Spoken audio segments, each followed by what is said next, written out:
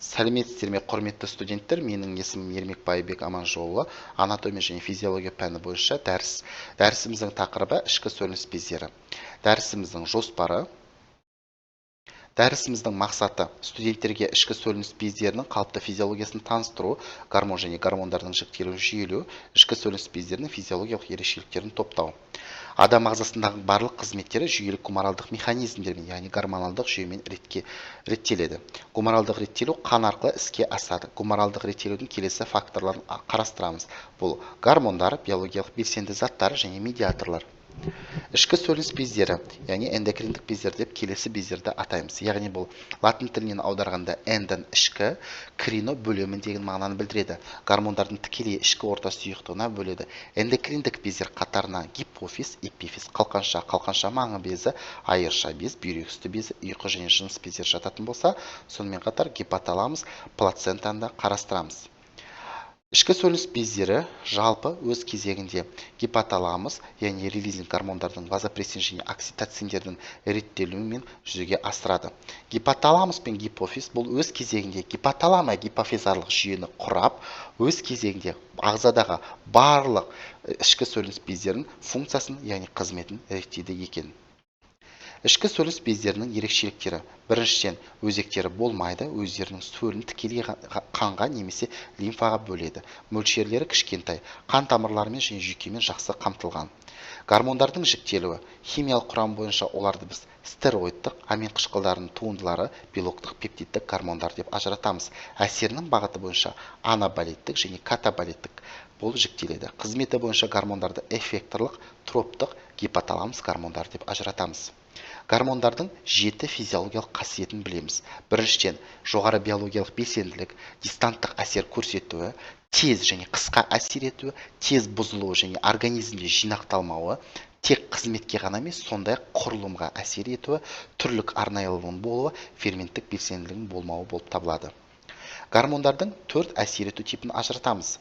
Біріншіден, метаболизмге әсері, морфогенетикалық әсері, генетикалық әсері, коррегиялық әсері болып ажыратады. Гормондардың 4 әсер ету жолын білеміз. Біріншіден, тікелей, рефлекстік, орталық және шартты рефлекстік әсер ету жолдары. Гормондардың енді бөліп жеке қарастырайық. Гипофиз гормондар және олардың маңызы. Гипофиздің біз алдыңғы, ортаңғы және артқы бөлігін ажыратамыз. Гипофиз ол түрік ершігінде орналасқан без болып табылады. Аденогипофиздің гормондары келесі. Біріншіден, соматотроптық немесе өсу гормоны. Екіншіден, пролактин. Үшіншісі адренокортикотроптық гормон, АКТГ гормон. Төртіншісі тиреотроптық гормон, ТТГ. Және бұл бесіншісі фолликотроптық гормон, фолликотропин, фолликулостимул деуші гормон болып табылады. Алтыншысы лютеотроптық гормон немесе лютеин дейтін гормон. Ол өз кезегінде ФТГ және ЛТГ болып жіктеледі. Меланогипофиздің, яғни гипофиздің ортаңғы бөлімі меланотроптық гормондарды болып жіктеледі. Яғни МТГ және МСГ. Нейрогипофиздің гормондары антидиуретикалық гормон, яғни оған жататын вазопрессин, және екіншісі гормоны бұл нейрогипофиздің окситоцин, ол жатырдың жиырылуына әсер етеді. Ал вазопрессин өз кезегіндегі кері сорылу механизміндегі бүйрек каналшаларындағы кері сорылу механизмін реттеуге атсалысады екен. Гипофиз бұл негізінен өз өндіретін гормондарына байланысты соматотроптық, тиреотроптық, лютеотроптық, пролактин және адренокортикотроптық гормон болып жіктеледі. Гипофиз және гипоталамус ағзада гипоталама гипофизарлық жүйені құрап, үлкен жүйелік мүшені құрап, өз кезеңде барлық ішкі сөлініс бездерінің қызметтерін реттейді.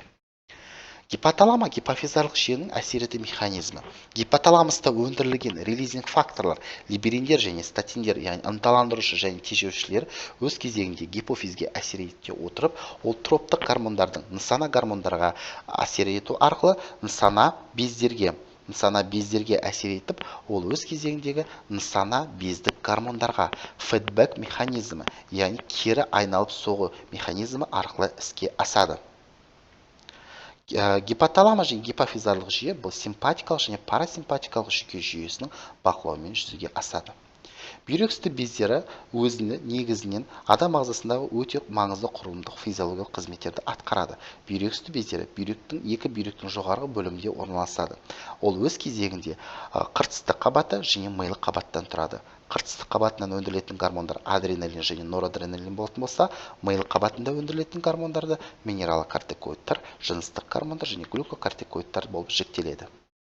Ұйқы безі бұл негізінен ас қорыту жүйесіндегі өте маңызды жүйені атқаратын без болып табылады. Ұйқы безінің панкреатикалық бөлімі немесе ұйқы безінің эндокриндік бөлімі бұл панкреатикалық лангерганс жасушаларына негізделген. Лангерганс жасушаларындағы альфа және бета жасушаларға негізделеді. Альфа жасушалардан глюкагон өндірілетін болса, бета жасушалардан, яғни ұйқы безінің құйрықшасында кауда панкреатикус аймағындағы бета жасушалардан инсулин гормоны өндіріліп, өз кезеңде қанттың кері сорылуына және қанттың айналымына өте маңыздылығы, сонымен қатар басқа да физиологиялық қызметтерге қатысады. Қалқанша безі өз кезегінде қалқанша безі және қалқанша маңы бездері өз кезегінде өте тығызды физиологиялық құрылым болып табылады. Қалқанша безінен Т3, тиротропин және триотеранин немесе Т4 гормоны, тироксин гормоны өндіріледі. Т3 және Т4 гормондары бұл ағзадағы барлық физиологиялық қызметтерді реттеуге қатысады. Ал қалқанша маңы бездері өз кезегінде парат гормонды өндіріле отырып, барлық негізінен сүйектегі кальцийдің кері сіңірілуіне және сүйектің беріктігін қамтамасыз ететін гормондық жүйе болып табылады. Айырша безі тимазин, тимопаэтин, тимостық гуморалдық факторларды өндіре отырып, барлық адам ағзасындағы негізінен ерте жыныстық жетілудің тежелуіне, кальцийдің қандағы мөлшерін азайтып, сүйектегі мөлшерін арттырады, С витаминінің алмасуына қатысады, иммундық реакцияларға қатысып, тимазин мен тимопаэтин Т лимфоциттерінің түзілуі мен жетілуін қадағалайтын без болып табылады. Эпифиз негізінен адам ағзасындағы биологиялық сағат болып есептеледі. Мынандай гормондар өндіреді: мелатонин және пениалин және адреногломерулотропин гормон өндіреді. Мелатонин теріні бозғылттандырады, пениалин гепатотрофтық әсер көрсетеді, адреногломерулотропин альдостеронның түзілуін ынталандырады, эмоциялық және іс-әрекеттік реакцияларға қатысады. Жыныс бездері негізінен екі топқа бөліп қарастырамыз: аталық жыныс бездері және аналық жыныс бездері. Аталық жыныс бездері андрогендер болса, аналық жыныс бездері эстрогендер болып табылады. Гормондардың екі түрі де аталық және аналық бездерден түзіледі. Эстрогендер эстрон, эстриол, эстрадиол фолликуларды дәнді қабығында және граф көпіршінде түзіледі. Прогестерон аналық бездің сары денесінде пайда болады. Аталық жыныс бездері өз кезегінде сперматозоидтарды өндіреді. Аталық жыныс гормондар андрогендер болып есептеледі. Олар ішіндегі ең маңызды тестостерон және андрогендер болып табылады. Биологиялық белсенді заттар, бұлар энтериндік жүйе, ішке қарын, әсіресе 12 ерекшелік бездерінде биологиялық белсенді заттар болып табылады. Мида өндірілетін нейрокиндік заттар, эндорфиндер және эндокефалиндер, бұлар адам ағзасының көңіл күйін және қысқа уақытта ауыр сезім басатын биологиялық белсенді зат болып табылады.